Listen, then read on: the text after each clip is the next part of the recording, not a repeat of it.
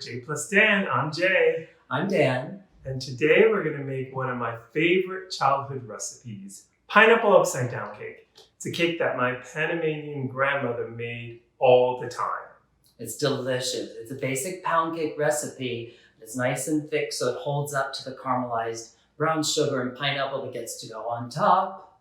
Yes. So the first ingredients are 2 sticks of unsalted butter. Make sure it's at room temperature.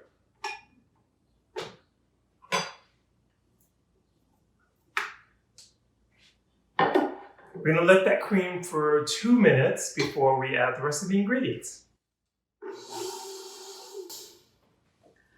To the softened butter, add 3 cups of white sugar.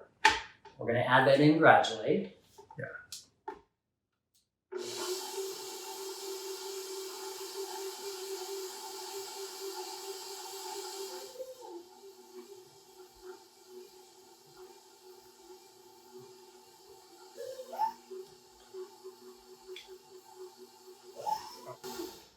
Okay, so our butter and sugar have been creaming for about 3 to 5 minutes. Make sure it's nice and fluffy. Give it a quick scrape down. And our next ingredients are going to be 1/2 teaspoon of almond extract and 1 teaspoon of vanilla extract. Okay, so our extracts are fully incorporated. So let me scrape it down one last time. And Dan is going to show us what to do with the pan next. So I prepared the pan on the stove top with 3 tablespoons of melted butter and 1 cup of light brown sugar. You just sprinkle that into the melted butter and let it dissolve a little bit in the bottom of the pan. And then we get our fun little rings of canned pineapple. Start in the center and then work your way around the outside. You can tamp it down a little bit. Now so I've set up the initial pattern like this, and then we'll add some larger, you can cut the pieces and just have fun with it. Go around the outer edge, between the rings. I'll use some larger ones on the outside and then cut some smaller ones that can go around the inside ring. Just gives it a little bit of definition. So we have the base of the pineapple rings. Now we get to add a pop of color, and that's where the maraschino cherries come in. Press 1 whole maraschino cherry inside the center of each pineapple ring. And there you have it. Ta-da! Now that our pan is ready, we're going to finish up the cake batter. Our final ingredients are 6 large eggs, and add them one at a time so that they can slowly incorporate it into our sugar and butter mixture.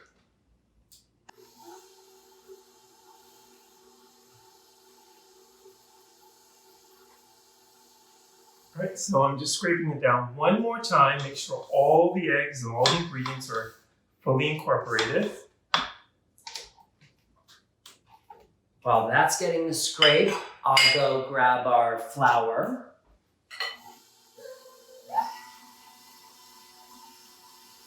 Now it's time to incorporate the dry ingredients into the wet ingredients. But at this stage, we also have 1 cup of sour cream and 1/4 cup of pineapple juice. We're going to alternate, starting with the dry flour, then going to the wet, back and forth in about 3 additions. With the flour, it's all-purpose flour, 1/4 teaspoon of salt. I've sifted it 3 times to get it to measure 3 cups. Okay.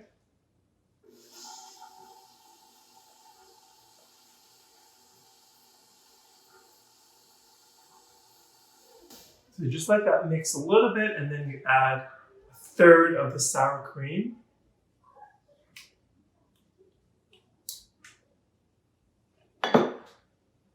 And then a little bit of the pineapple juice.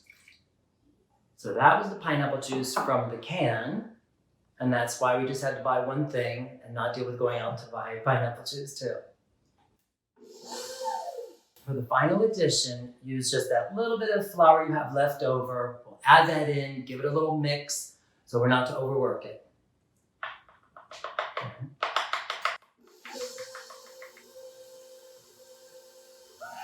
So our batter is mixed. We're gonna bring that together. There'll be some little unincorporated bits of flour. Just bring that in by hand at the end. You'll also see the sour cream. It's a beautiful batter. And then we get to just smooth it into the pan. Going around, you don't want to crush your design.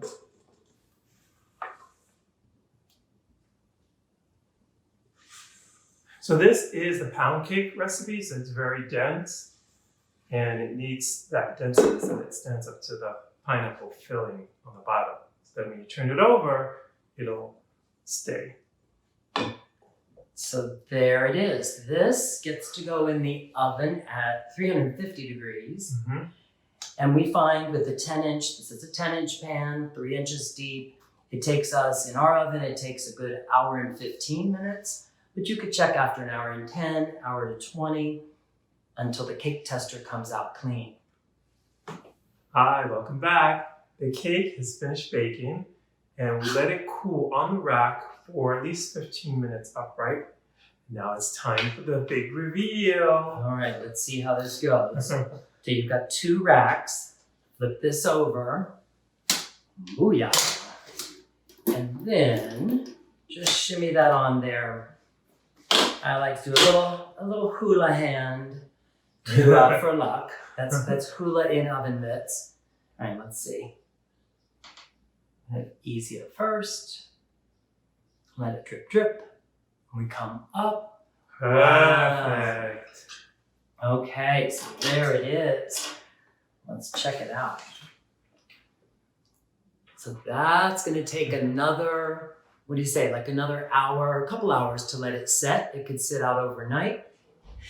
So the cake is cooled completely and it's ready to serve. Put that plate up here. I've been known to sneak a piece of this for breakfast. Mmm. It's buttery, it's rich, caramelized brown sugar, pineapple. My grandmother would be very proud. It's so good. So thank you for watching. This has been Baking with J plus Dan. Remember to like, subscribe, and share. And don't forget, ring that bell.